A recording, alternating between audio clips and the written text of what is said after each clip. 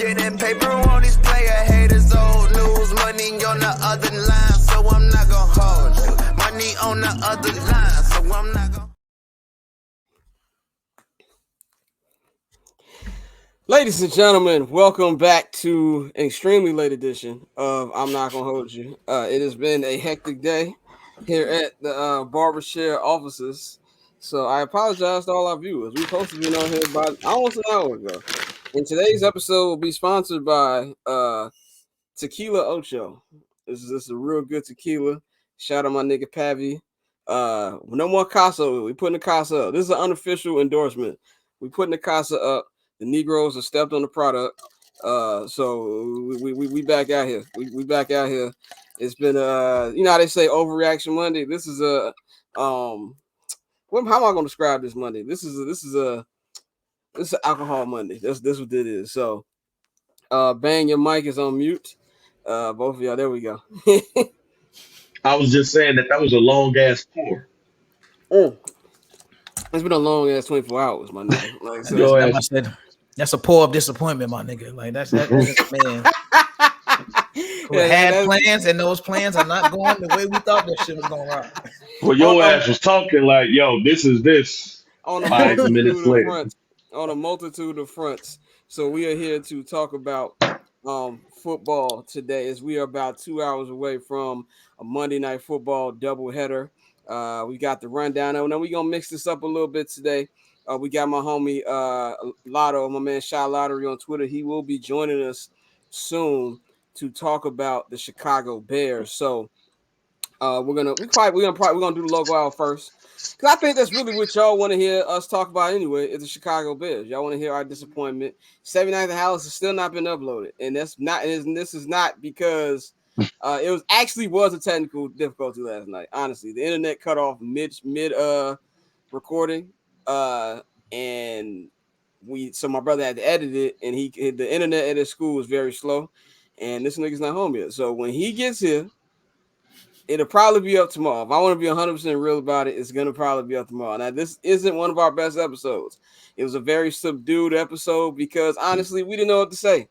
This is pretty much where I think all Bears fans are at this particular point in our fandom. So that's where we are with that. But y'all are here to hear us talk about everything. This is episode 5, season 4 of I'm Not Gonna Hold You, man. It's your guy, Scott, Dante, Bang, in the house, man. You know how we always start this off. You know to follow me on Twitter and Instagram at Barberchair Scott. You know to follow Dante on Twitter at OctoberZoneTay. You can follow Bang at JRBang on Twitter and Instagram. And of course, subscribe to the Patreon, patreon.com/Barberchair Network right now. There will not be an episode of Summer Sessions this week. Me and Pav Pav has his dad's retirement join us tomorrow, and I fuck with Mr. McCoy. He's a cool nigga, and also free beer. I mean, I will be there. In the words of my man who's the Pep, the soccer coach, we will be there. We will be there. I'm gonna go ahead. I heard brewery nigga. We will be there. We will be there. So there will be no Summer Sessions this week. We will be back next week. But how was y'all weekend? My weekend was solid, bro. I was out in Dallas, had a good time, met some people, got a chance to take some cool photos and whatnot. And then on Sunday, reality hit. I got off the plane around 12:30, made it to the bar just in time. The first quarter, I saw the scripted drive, and then all hell broke loose. So, like you said, it didn't really. Week 1 was the shocking one. That was the one where we'd be like, "Oh shit!" Now it's like, "Oh, so this is really what it is." So I can't say I'm too up or too down. I'm just here. Right? But we're gonna talk about it. Bang, how's it going for you? It's been a long 2 weeks for me. No, I wasn't gonna be able to do Summer Sessions because I got a funeral to go to tomorrow. It is. Hey, first of all, fellas, it's okay to say you're not okay. So let me just say that. All right. I'm not particularly talking about the Bears here, but it's okay to say I'm not okay. So this weekend I was able to say, hey, I'm not okay, And then I watched the Bears game, and I was really not okay. Even though I was almost right on the score, I said 24-21. It was 27-17. Me and my father and my brother had a spirited conversation because I'm trying to tell them the whole team sucks, and they like, oh man, nah, it's Justin. Like, nah, it's all these niggas. So I'm shocked I got my voice.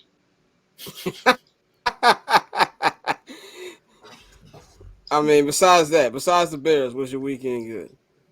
Oh yeah, other than that though, saw family I ain't seen in a while. Um, my auntie blessed me with some kind words. My 91-year-old auntie, she's the truest OG of the family at this point right now. So she blessed me with some good words and everything. Then my parents fucked it up at the end. So so other than that, it was a pretty decent weekend. And in Chicago, decent. It was, you know what? It was decent. A little decent. Yeah. So it Yeah. was Chicago. Dude. What about you, Dante? I know you took some pictures from Hall of Famers, man. Tell us Yeah, I Oh about did. that. shit. Yeah, I had an opportunity to go to the Dream Ball Gala out in Dallas. Like I said, I met Dr. J, Dickie V, Charles Oakley. It was a pretty solid event, for a really good cause. It was actually very random because NLE Chopper performed, which surprised the shit out of me. But it was dope as fuck. So yeah, like I said, it was a really good time out in Dallas. Dallas is a really solid city. That was my first time out there. That was my first time ever going to Dallas. So I'll definitely be back. Probably for the playoffs. But it was a pretty good time, bro. Yeah, I love Dallas. I think we have Mikey's trying to Dante. You can let him in. He's trying to give us something from wherever he's at. This is going to be the most random episode of this TV show ever, and I say that because I have a older charger and I don't have much battery today. So this might be a 1 hour episode for you niggas. I don't know. This is going to be real random today. Honestly, So at this point, that's all the fuck we need, Scott. Mikey got two bricks in the trunk, got his head on a swivel. Mikey, what's going on, bro? Y'all can hear me? Yeah, Yeah, you now. yeah. Yeah. What's going My on, shit dog? broke. That kind of episode today, bro. Yeah. Exactly. It's Kind of one like of them Justin episodes. Fields. Okay. All right. I'm just gonna get into my opening rant as we try to do this episode today.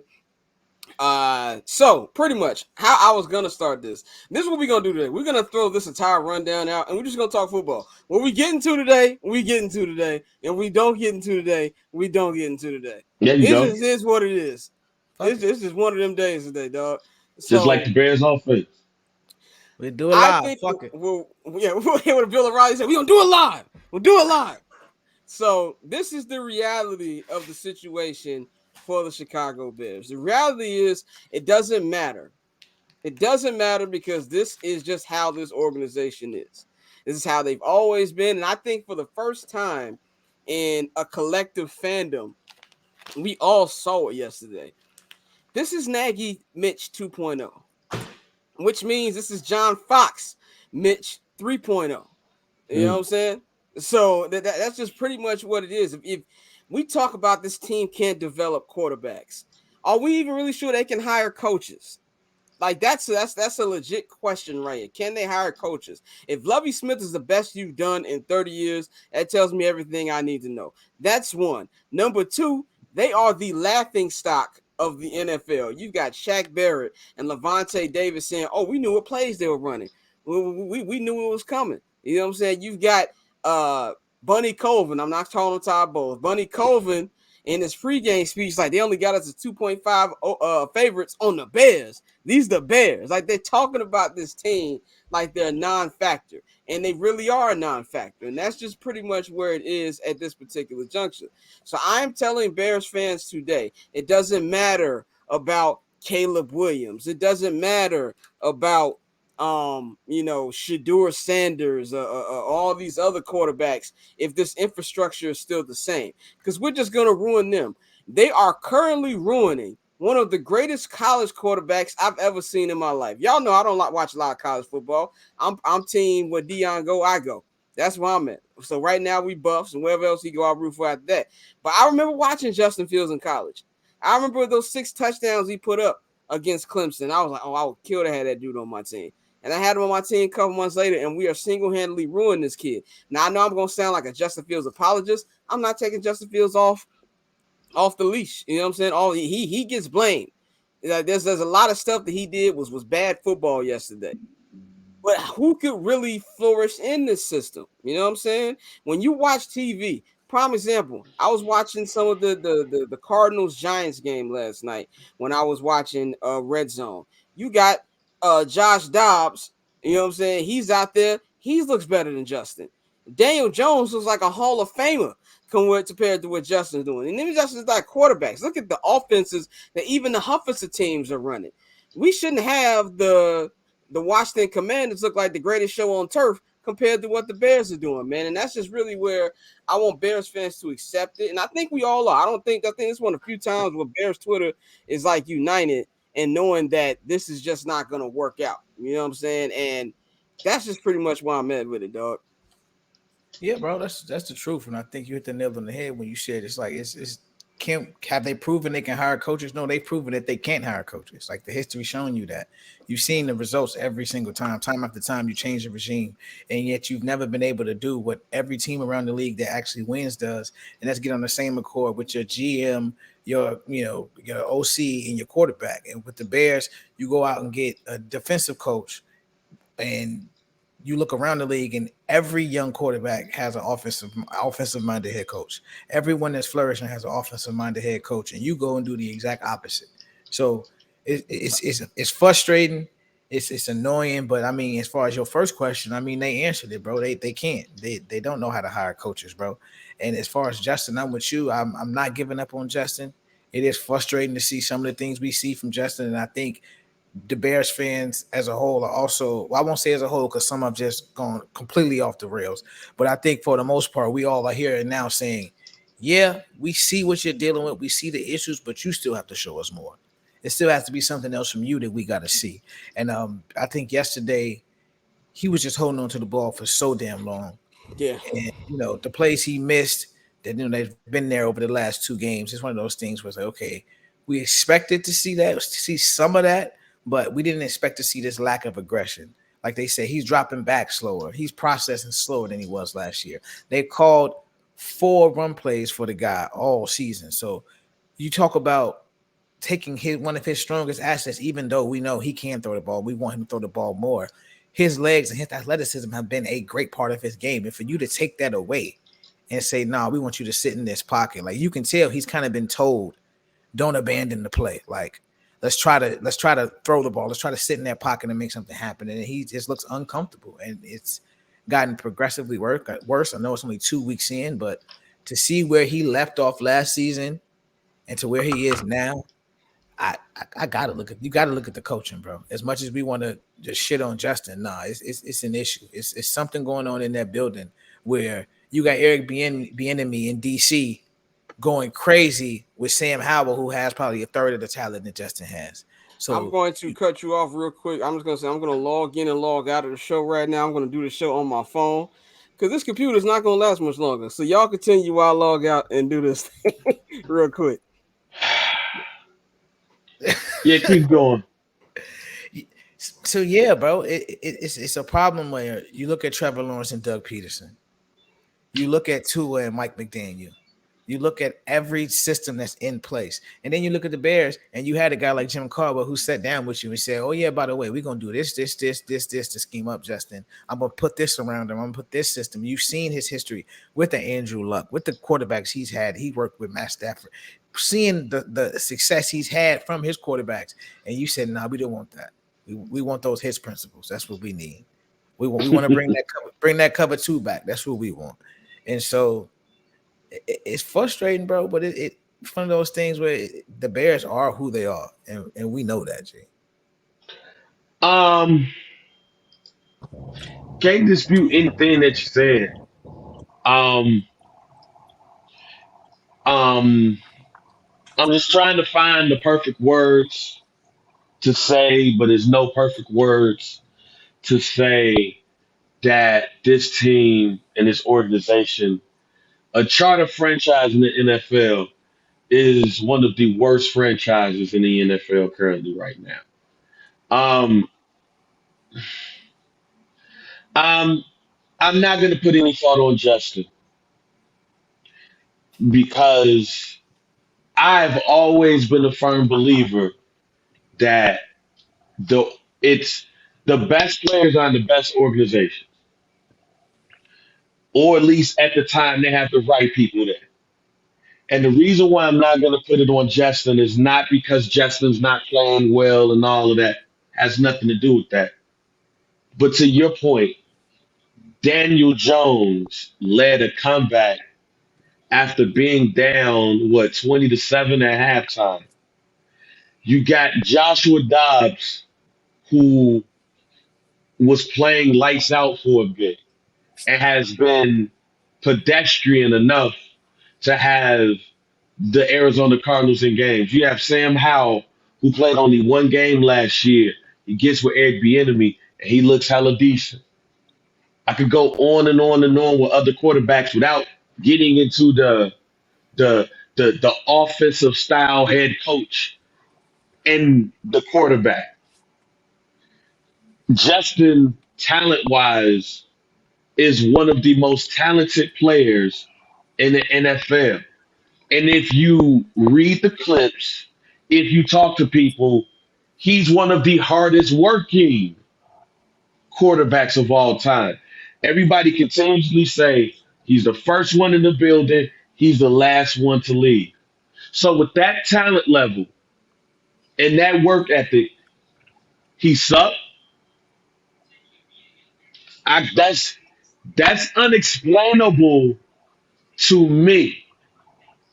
But then when you look at the history of the Bears franchise, even with Lovey, like we talk about Lovey in that era, but the one thing that I hated about Lovey is that he wasn't the best developer outside of the people that led him. Like there was no replacement for Urlacher. There was no replacement for Lance Briggs. There was no replacement for that defensive line, and there was no replacement on the offensive side of the ball at all. We already know why. This team has not developed shit when I think about it in the most of my life. They have somebody needs to tell me to play how many out of everybody in the last I'm 41. Who, name us the top 5 players that the Bears developed. We only got one Hall of Famer since then, y'all. Yeah. Technically, if you want to cut after the Supers, after the '85 Bears, it's Brian Urlacher and everybody else. And we've had pedestrian quarterbacks. Eric Kramer got all of the fucking single season records. Him and Jay Cutler. We've never had a 4,000-yard passer. Like that's the shit that we talking about and discussing here. And and yeah, we could blame ownership and all of that shit too. We could blame them and all of that. But let's do look at the coaches.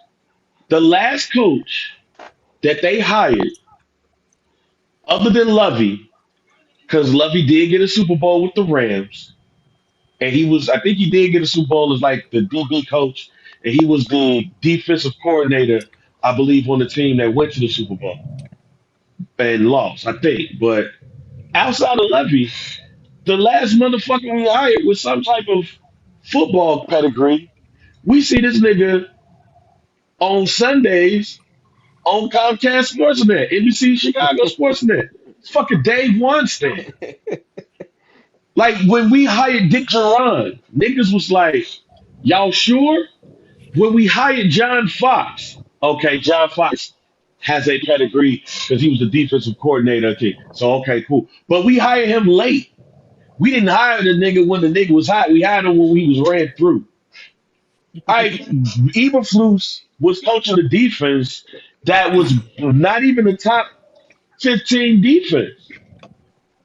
They hyped the nigga because he was a nice guy. They hyped the nigga because he was a very decent man. And that's what we dealing with here. And I'm sorry to take up all this time because I'm probably going to shut the fuck up after this. Because as a 41-year-old Bears fan, the only shit that I got to hang my hat on is shit that happened when I was a fucking toddler. I was a fucking toddler. I'm tired. And this is directed to put that shit back on me. This is it. This is it. 'Cause this is the fucking message. This message is for Kevin Warren. I said this last week. And I'm going to say it again. Ted Phillips and the McCaskey family are the only people that's held the position that you in since I've been here. You've held this joint for enough to you to see that the shit we got is piss poor. And you can now be like, oh, this is what all these other people have been talking about the Bears. Yeah, because you see it now. Now, ultimately, the shit falls on you, not the McCaskies, not Poles and Flus, you. At this point now, it is time for us to see what your vision of the Bears can be. And it can't just be about that stadium. Because if you're looking around now, Kevin Pace, I think this is the first time since the Tressman era that nobody gives a fuck about this team. Yeah. We're done. We're done. Fix this shit. Oh, you done too. This was that was very eloquently put by my homie. Yeah, first of all, man, shout out to technology. I'm helping Dante produce this on my phone right now. I just logged in. So I'm like, this is moving good. By the way, uh, always get newer computers. I got a MacBook with mine like in 2016. So like, if the charger's not there, it's a wrap. So when we started, and I was like, yo, this joint on 65% already. I'm like, this ain't gonna work. This is gonna be a 15-minute show. But we back up and running. We are not on time crunch. I want to introduce my guy. This is a guy I consider a friend of mine. I don't use the word friend very loosely, but this guy I consider a friend of mine. This is my guy, Lotto. Some of y'all know him as Derek. I call the nigga Lotto. He's a man of many trades. So I'm glad he took this time. He's about to go on tour, man. Shout out to Toby Lou. You can be managing him, everything y'all doing right now. But in his heart, he is a very optimistic Chicago sports fan. And we are all Bears fans here. We are all feeling it. I'm going to give the floor to you, my brother. How are you feeling on this very depressing Monday afternoon, evening as Chicago Bear fan? I canceled my Sunday ticket. I'm done with football. I'm done with the NFL. I need some time. Yesterday was just one of the roughest days I've ever experienced. I didn't want to talk to my kids. Man. And I'm not even mad at Justin. It's not even Justin. It's the malpractice going on at Hallis Hall. Like, you got how do you get all these pieces for the team and you don't use them? Don't even draw plays to use them. Like, 2 straight screens with this 2 same. I play Madden, right? If you run the same play 2 times in a row, you're gonna get picked. Yeah. That's what they did. They playing Madden. They're playing like they new to this. How are you gonna set up in the same formation 2 times in a row and expect not for bad stuff to happen? I just don't understand, man. I don't understand.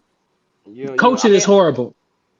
I think that's where everybody's at, man. Now I want to give the floor to Mikey. I know Mikey. I think you're en route to what's the name of that stadium in Miami, dog? Well, wherever that stadium where the Marlins play at, bro. What's going on?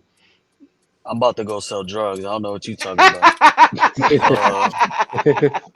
I got 14 bricks right there. I'm about to go to the Marlins Mets game. I think it's Lone Depot Park. Okay. So I'm about to go see some decent baseball. The Marlins are looking to overthrow the Cubs for that last wild card spot. So I'm gonna go with my coworkers and get get slapped and try In to the forget words about of the Nori, Bears. make some noise about that. Let's knock the guns Right. out. If I can't have no joy, neither can y'all. No joy. Hey, I'm leaving here with something. I'm leaving here with something. I'm leaving here with something. But but I mean, yeah, yesterday was disheartening once again. That's the second week in a row. It's kind of fucked up that go ahead, mommy. You want where you want me to go? You want me to back? All right, hold on. I got you. Live It's a little television, people. she kind of fine too. Um Don't get caught but up on live TV, dog. no, my What a girl whole sleeping Vet right. Stadium. Right. My girl sleeping right now. We decent. But Right. honestly, like it's September 18th and we're already checked out. You know what I'm saying? Like I was bored at work today and I'm firing up the old mock draft simulator, you know?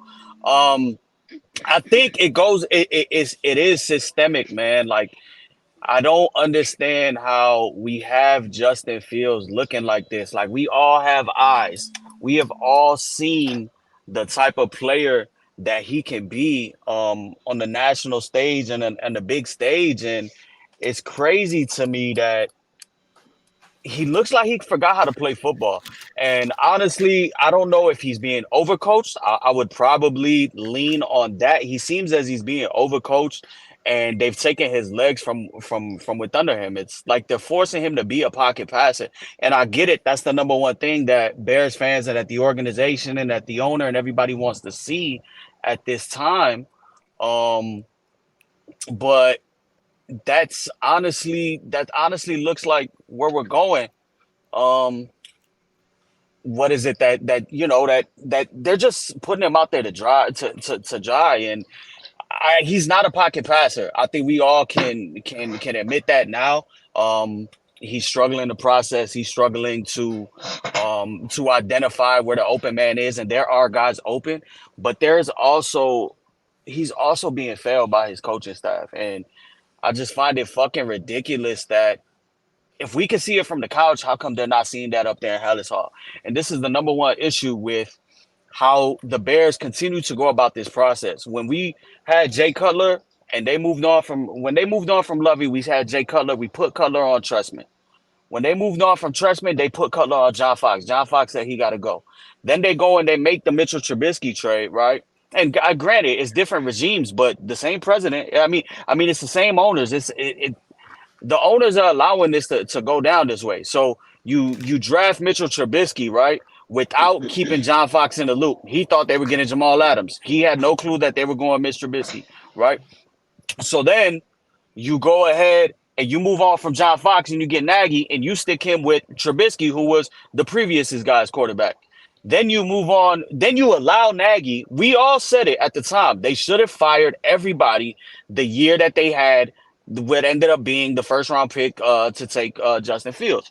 They had the opportunity to do the right thing and fire every single person. And for the first time in history, align everybody in lockstep from a president of football ops to a new GM to a new coaching staff. And they could sit down and draft the quarterback of the future together. But instead, they did it ass backwards and they allowed Pace and Nagy to go ahead and trade up and draft Fields, in which we all, I don't know at this time, will we all do it? I would still say, yeah. We would all take that risk with the type of prospect he was. But then they fired him, no more than 9 months later. And they forced a new staff to go ahead and deal with Justin. Then they had the opportunity. What was the difference of this year, Ted walking away and them hiring Kevin Warren last year? What incremental progress did they make on the Arlington Heights Stadium? Not a The only thing is motherfucking thing. nothing. All they did was purchase the land. You telling me Kevin Warren couldn't have did that? So they still don't even know if they're going there. So you wasted a year. You kept Ted in for one more year, and it still shit wasn't accomplished. And then you allow a GM to be hired and a coaching staff to be hired. And I don't care if Ryan Poles had talked with Flus and Flus was on his list. I don't care. Call it what it is. They got the same agent, Trace Armstrong, and 48 hours after Poles was hired, Flus was hired. Yeah, That shit was tailor made. That shit was tailor made. You feel me? That shit was already set up behind the scenes. So you go and you do that, and I would have, shut up. I would have been straight with any offensive guy. You know what I'm saying? Because we were saying it then. You have to get this hire correct because you got Justin Fields right there. You got a Ferrari parked in the bando. You got to unleash him and you got to get him to living into a high rise. So what do? They go and they hire a defensive head coach it's not like he was D'Amico Ryans. It's not like he was overseeing some top five defense. It It's wasn't not. It's not Jonathan like he Gannon. was. He was not like he's Robert Salah or somebody like that You, who had a and real dominant defense. Hey, nothing, wait a minute, wait a minute, nothing, wait a and minute. nothing. I'm gonna let you cook, but I just gotta ask a question that I was thinking about when you was talking. Did Doug Peterson and Mike McDonald all get hired in the same year as Eberflus?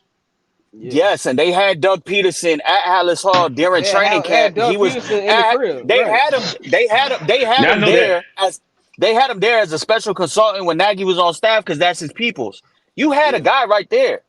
I know a lot of people didn't want Doug Peterson, but we're seeing what it is. Whatever was going on in Philly was bigger than what he was doing on the field because they won a Super Bowl and he's having success with Trevor 2 years in a row. You know what I'm saying? Like I'm they're looking at Mike McDonald. I'm looking at Mike McDonald as who I Mike loved. McDaniel's, yeah. I mean, Mike I McDaniels, who mean, I loved in San Francisco. you Loved could him. have did it. You could have did it either way with any of those Niners guys. You could have hired McDaniel's. You could have hired Salah, and I would have been straight. They yeah, actually know what the fuck they're doing. The Jets, the Jets got offensive weapons, and they got a decent scheme. The only thing is they don't got a fucking quarterback. But you had the opportunity to get everything in lockstep, and you didn't. And now here we are again where we're in savior ass mode with this coaching staff.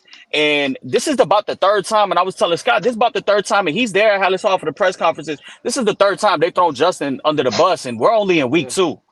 You know yeah. what I'm saying? Like they And, listen to what they're saying. Getsy is throwing him under the bus and saying there's plays to be made. You got to be able to let it rip. Flus today saying there ain't nothing wrong with the play that you identify it pre-snap. There's plays to be made, and he keeps saying consistency. That's what we want to see. And whether we like Justin or not, we can all say it with our eyes. He's not consistent enough. He's yeah, not yeah. doing the things that we want to see. So they're in a fucked up spot, and now we're possibly going into an off season where I don't see how this staff makes it out alive short of them ripping off like an 8-9 game winning streak, and that shit ain't happening. So now And you're it's looking at no, yeah, now. now you're Go looking ahead. at just two first round picks, a GM. Are you keeping the GM or are you allowing him to hire another group of people? Nah, And what nigga, learn from you your know what I'm mistakes. saying? You know what I'm saying? Like that's where I agree with you, Bang, and what you was talking about last week. Kevin Warren needs to assert his role and put his fucking pen pal down and let George McCaskey know, hey, we can't stand for this. We got it. I know you never made a in season firing, but you got to do it now. The buck has to stop, and we got to change this trend, or we're gonna continue being a mom and pop shop on a block with Walmart and Target and Costco. You know what I'm saying? Yeah, and I think too. To me, this is why I look at it like. And you brought up like with the press conferences. As somebody who's in the building all the time, I don't like. I said on this show on Friday, I didn't like the mood. I didn't like the vibe up in Hallis Hall the whole time I was up there. It just felt like these niggas was shook. I know Eddie Jackson was like, oh, we're focused and things like that. Like, I know the difference between focus and niggas who shook. They look shook to me. It just felt weird. And I'm tired of the press conferences. I'm tired of well, we just got to do things. And to me, Fluce's press conferences today, it felt like he knew he was wrong. He knew these are crappy plays, but he's calling them anyway because he's hard headed and he has the pride, and that pride is going to get him fired. And that's why they're having the things where he's throwing Justin under the bus. You're at the point right now where niggas is trying to save their jobs. And Mm-hmm. to me, I think Ryan Poles is safe, and this is why I think Ryan Poles is safe. Do I think Ryan Poles has done a good job? No, not really. I said when the Larry Ogunjobi thing fell through, I said on the 79th Hours page, that is something that was a red flag to me. How weren't you on top of that? The way he handled that. And all Bears fans called me everything but a child of God when I said that. And I said after Ryan Pace, stop crowning these GMs so quickly. The King Poles does it again memes. Like, stop it. You're looking real stupid right now. And to me, he's gonna keep his job because yeah, Mike, you brought up a good point about them having the same agent, but I never seen a franchise put together. First of all, put together a search group, and half these niggas not even employed by the team to find a general manager coach. Who does that? Number one, and then number two, when Poles was hired, it's not like Poles went and picked a group of people he picked. They gave this nigga a list of people who they picked and told him to choose from this. So I think just off that, he's going to save his job. But like you said, Mike, you're in the area, you're a mom and pop store where you've got the Starbucks on the block, you got the Costco's on the block, you got Amazon Fresh. Niggas is buying their groceries on a phone. You know what I'm saying? And you're still doing this mom and pop stuff. Kevin Warren, like I said last week, from very reliable sources, he was not happy. He's got to make a move. Somebody got to get fired. And I know that this is the beginning of the season.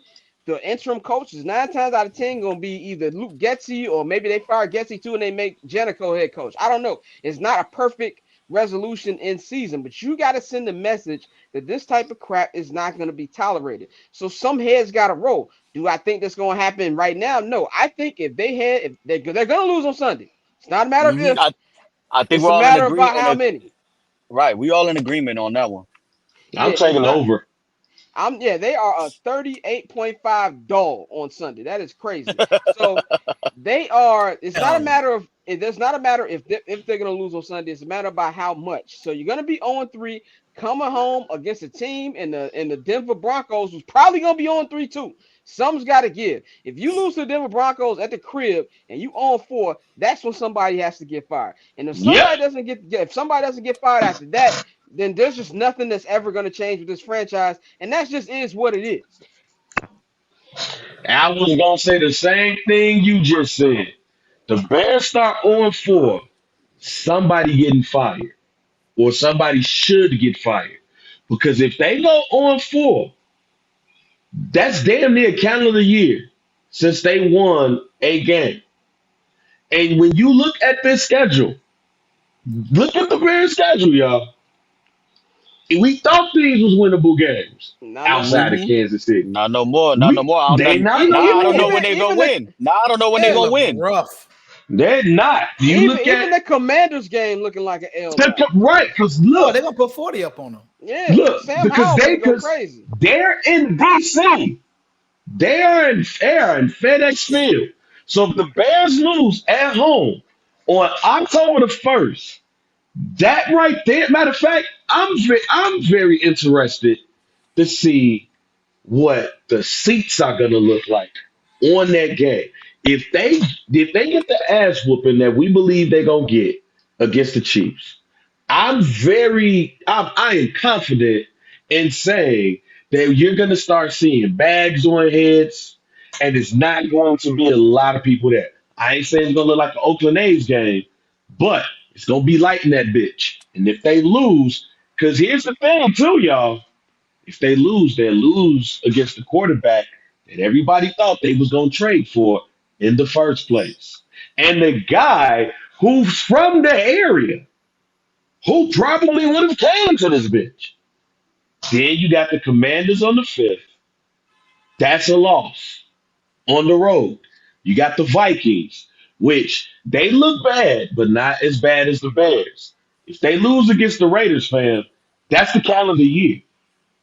And oh, And, don't forget, the Chargers come, the Saints come. They might not win a game I'm gonna be until 100% November real. 9th against the Panthers, And and would you it got to shock you? decide.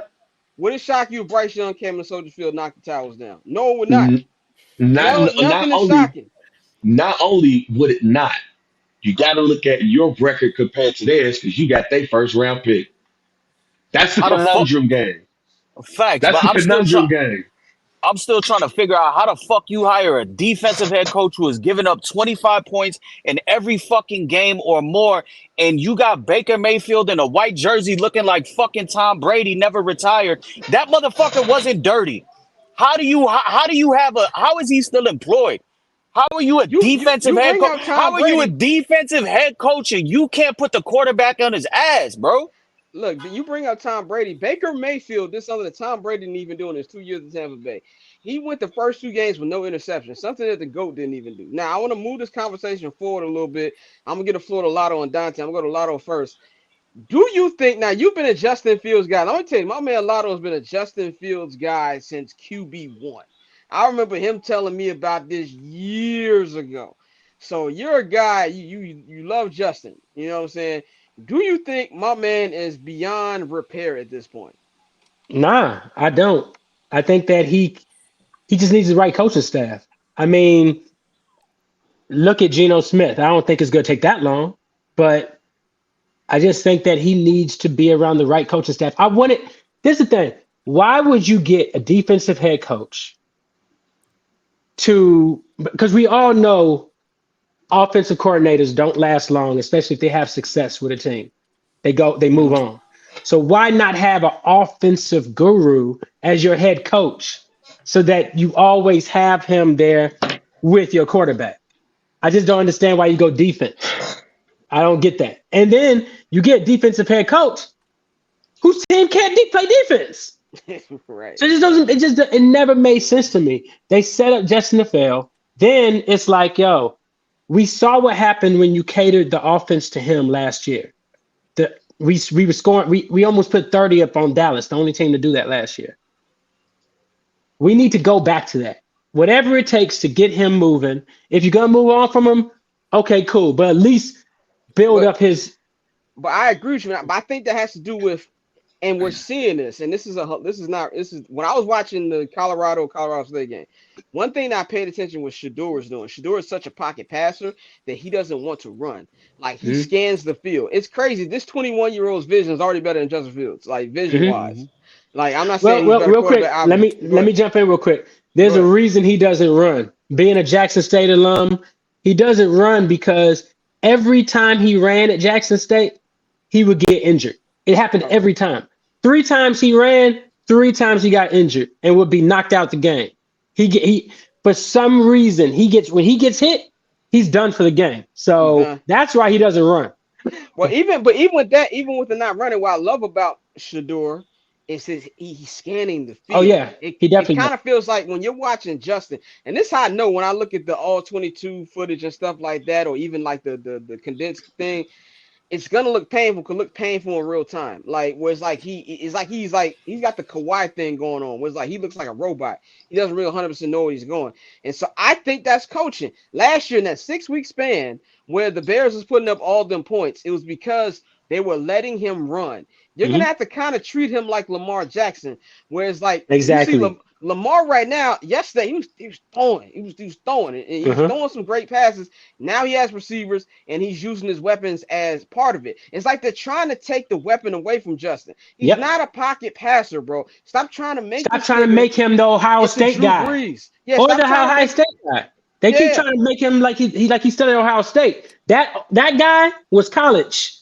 Yeah. And that guy had amazing offensive line, amazing all-world wide receivers. It's a different situation. You don't have that here. So you have to use the legs as a strength. This looks eerily similar to the first, 5 games of last year.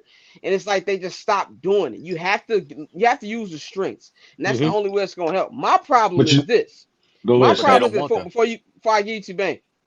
My problem is this. You got an arrogant coaching staff that, as bad as Nagy was, this nigga, Matt Eberflus, has not won a game in almost a calendar year. When they lose on Sunday, that will be his 13th loss in a row. I will be 35 in about 5 weeks. These niggas won the last game on October 24th, 2022. That's 2 days for my 34th birthday. They have not won a game since I have been 34, and he got the nerve, the gall, the audacity to go up on that little podium in Hallis Hall and tell us that was the right play. There's nothing wrong with screens, but there's something wrong with it when you keep running the same screen back to back. And for these idiots out here, it was like, well, Justin still threw the pass. Yeah, it's a screen. What you want to get sacked in the end zone? He had to throw it. And I'm not taking any blame from him, but this is on coaching. This is coaching staff. And I don't feel that Justin's broken because being around Justin, I think this dude has a very healthy self-esteem. I think he knows what it is, but I think they are screwing him. They're messing with him. And if they don't get help now, they will ruin him. So I want to get this to Dante real quick. We've been talking too much. Dante said no. What's going on? No, y'all good. Y'all good. I mean, I agree 100% with Lotto. I don't think he's broken with beyond repair, but I think if you're the Bears, you have to make a change. Like it's at the point now where you see you cannot have two different philosophies trying to merge together. You have to have an offensive-minded coach and bring somebody in there. Like I said at the beginning, you had Jim Caldwell, who pretty much put the blueprint in front of you and told you what he would do if he was Justin's head coach. And you didn't bring him in. Like you have guys who were there. You said Doug Peterson. You got Bieniemy, who, like you said, has Sam Howell looking like he's all world. They said the Redskins hadn't scored 30 points in a couple fucking seasons or something crazy like that. And here they are, back-to-back weeks, they've scored 30-plus points. So you see Getsy, who once a lot like Matt Nagy, once that script is over, they look lost out there. They don't know what plays to call. Like, and it's consistent, but it's the same thing. We're seeing it week after week. And like you said, to be that stubborn, that arrogance, matter of fact, and it's kind of crazy. Who was Buddy? He ended up being the head coach of Miami. These people who are crowned as offensive gurus, but they're really fucking Adam trash. Gase. Adam Gase. The arrogance. Former Chicago Bears offensive coordinator Adam Gase. It's the same thing with Gase, with Nagy. It's the arrogance to where you feel like that's where it looked like Getsy is teetering on that, where it's like, no, I know my play was going to work. He just didn't run it right.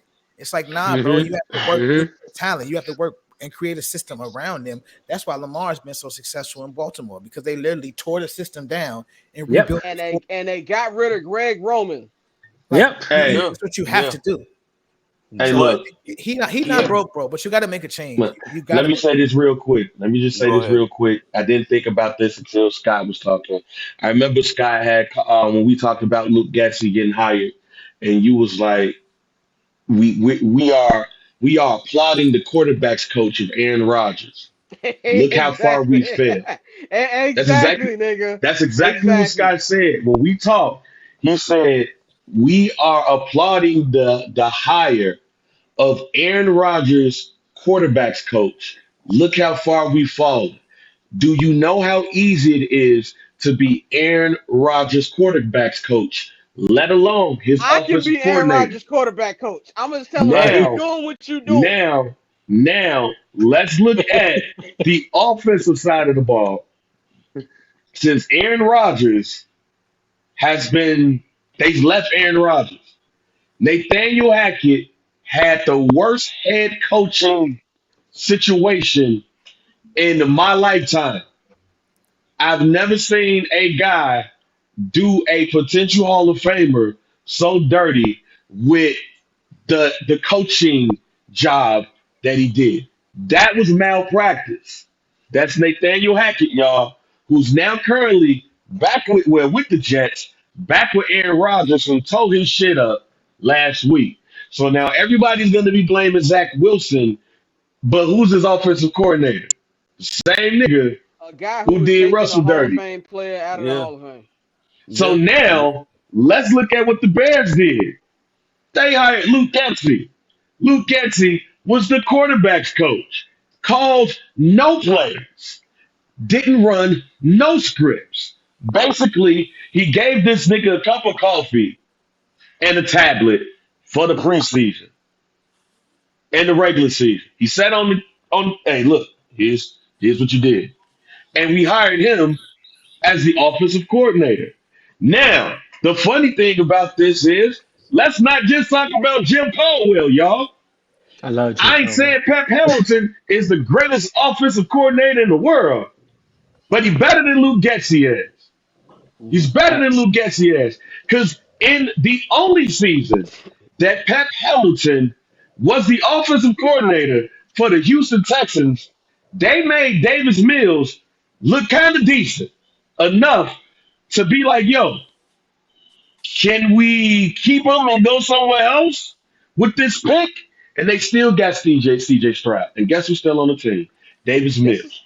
This is Pep guess Hamilton. Guess who threw for 300 yards before Justin Fields?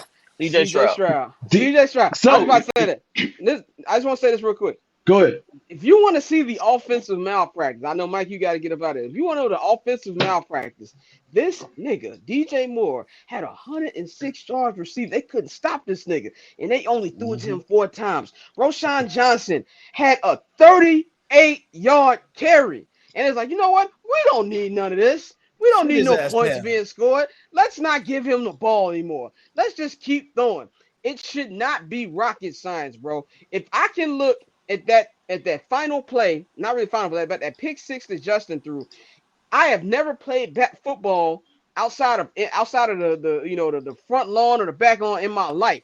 And even I knew how to stop that play. And if I can do that, what you think Shaq Barrett and Devontae David, these dudes who eat, sleep, breathe, and watch this stuff, what you think they gonna do? If I can Super point Bowl that out. champions, Like Super it's Bowl crazy. champion We shouldn't defense. have Dan Orlovsky, who and I love Dan Orlovsky, one of the worst quarterbacks that put up a football. And he's pointing this out like he's Peyton Manning. We shouldn't Hmm. have that. That is the The, problem with this franchise. the predictability was so bad. I think they said out of all of Justin's dropbacks, out of every pass he threw, only two of them weren't out of shotgun. Like Yeah, every single pass he threw was out of shotgun. So it's And like you speaking said, of they're trying to make shotgun, him O State. who was the That's on last him. franchise in NFL history to adopt the shotgun? The Us. Chicago Bears. and we see why. We It's see why. crazy. We always But a day late and a dollar short, bro. yeah, and speaking to what you said, Dante, about predictability, when you throw Velus Jones out on the field, everybody in the fucking stadium knows what's gonna happen. He can't catch Yeah. the ball. So you're gonna just jet sweep it with him. Like it's like being at a baseball game and you know they're about to bunt. Everybody in the fucking stadium knows they're about to bunt. But yet you Billy still Hamilton at do it. bat. And they use surprised it doesn't work. It's to bring this conversation full circle on like our trust in Justin and if we think he's broken or not. I think he's broken within the Chicago Bears and with this coaching staff because it is clear as day what they are trying to do. They are trying to make him a pocket passer. It's a reason they are not doing these design rollouts. It's a reason they're not letting him get out there and use his best athlete, his best asset in his legs right now, currently right now. And that's because they want a pocket passer.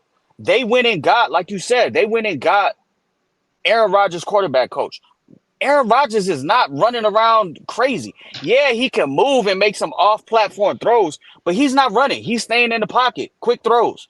So that is what they want. If they wanted Justin Fields to use both and to be dynamic, they would use him as both. They would treat him as the dynamic weapon he could be in 2023 football. So I'm at the point where and this is where it gets really ugly, and this is where I agree with you, Scott, where it feels like they're setting him up to fail. It's because they're hanging on to having those two first round draft picks, right? Those two possibly Yes. top five, top seven draft Yes. picks, right? So the And we're gonna easy get to out that is in a to second hour. Why I think that's not an easy out. But go ahead. right, Mhm. and so the easy out for them in their eyes is, well, Justin wasn't our guy. He's gonna play over 30 starts. We've seen what he is.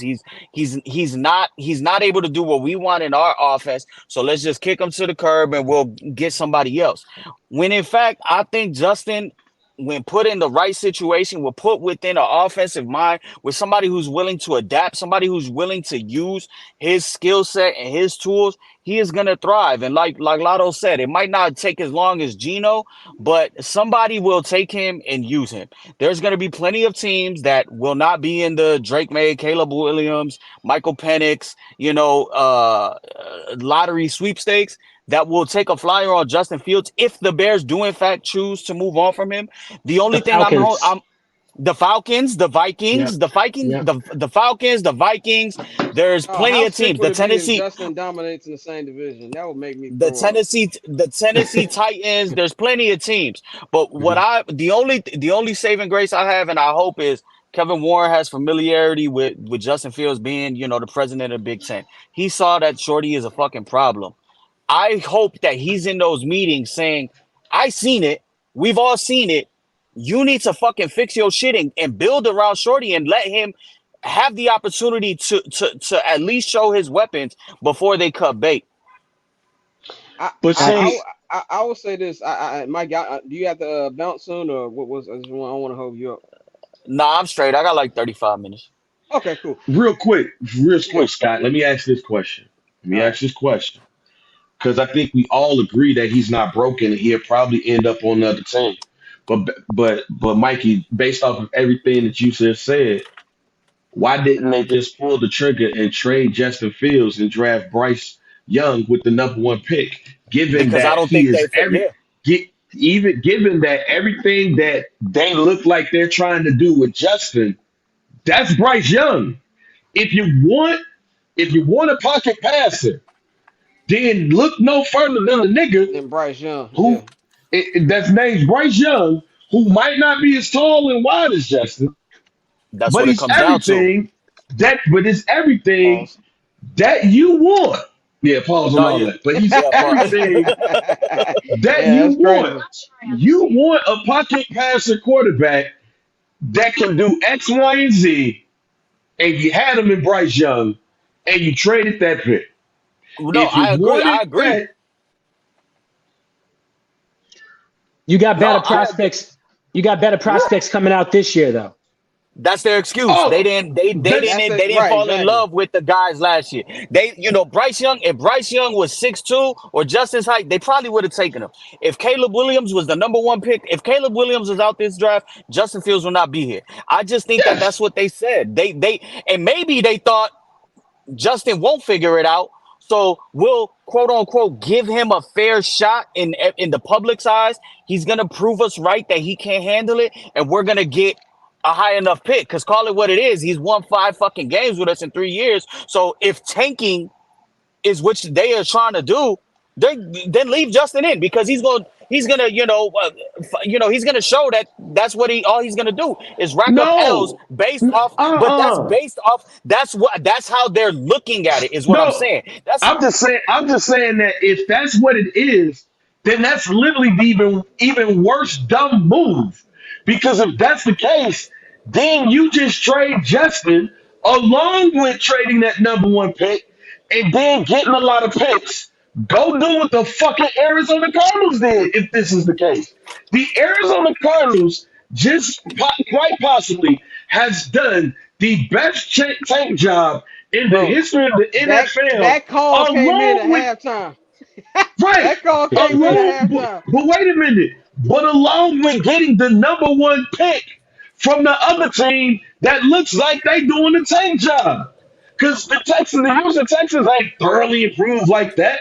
But they was just like, yo, we got building blocks for the future. So we straight. We got our quarterback for the future, and we got our defensive end for the future. The Arizona Cardinals like, shit, well, go ahead and give us that number one pick. Them motherfuckers gonna fuck around and have the number one and the number two pick, which means they gonna draft Caleb and Marvin Harrison Jr. If you go do it, Bears, do it like that. Because now you're gonna put yourself in a position where you're not gonna be able to get Caleb Williams. You're not gonna be able to get Drake May. You're gonna have to settle on Michael Penix Jr. You're gonna have to settle on Shador Sanders. Because if you tank, you don't tank for them niggas. You tank for Caleb. Yeah, I mean, to me, I look at Give me it. Shador. Yeah, yeah. I What mean, did Ross say? Shadur, the Shadur Sanders. Like to me, Shadur. man, the Shadur. It's like to me, man. And Lotto, you said something on Twitter yesterday that was amazing, bro. Like, do you really think that Caleb Williams' dad or Dion Primetime Sanders is letting his child play for the Chicago Bears? You got another thing coming. Hell no. Caleb already threatening. Archie Manning didn't let Yeah, that shit go down in San Caleb Diego. already threatening to sit out of this draft. I don't even think he want to be a Cardinal. Like this nigga's on Wendy's commercials, and it's mid-season. You know what I'm saying? So you already got that. Now I want to wrap this up because I know we still got to get into the main hour, and a lot of you, if you got time, you can stay on here with us. But I want to wrap this Bears I'm chilling. conversation up with this question. We have 15 more weeks in this hold on. season. And as a member of the media, nigga that's got to travel, I am driving 8 hours on Saturday to watch Patrick Mahomes send us to our Lord and Savior Jesus Christ. Okay, so for me as a media member and as a fan, at least I get to see the stadiums. You know what I'm saying? At least I get to say, "Oh, I went to Arrowhead, nigga." You know what I'm saying? I went to FedEx Field. I get to SoFi. What is there to watch these next 15 weeks? What is there to watch? There's so much football left. Nothing. I, It's Justin, bro. Like it's still Justin. Like that. It's like watching a train wreck, bro. You got to see how it end. Like as much as we want It's to like turn away. clockwork, right? It's like clockwork orange. Yeah. They're just keeping our eyes open to watch Fox TV.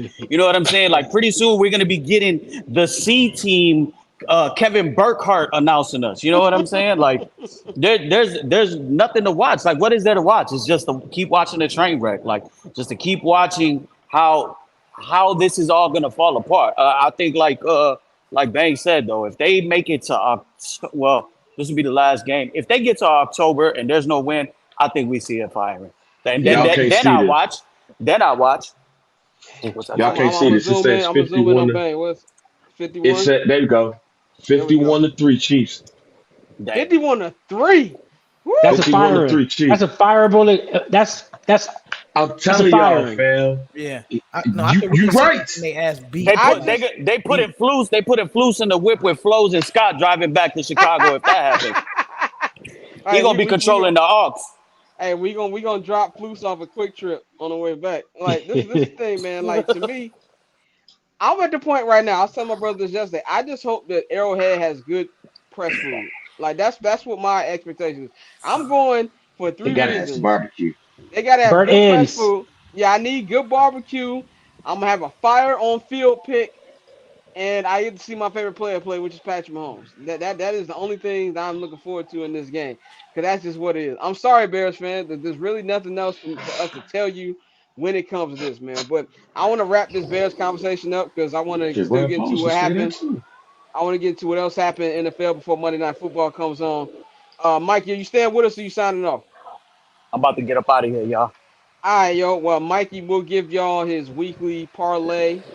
We will have that up for y'all. He gonna be in the island somewhere, so we gonna have that for you. So, Mikey, we appreciate you, bro. All right, y'all be easy. All right, Joe. Yes, sir.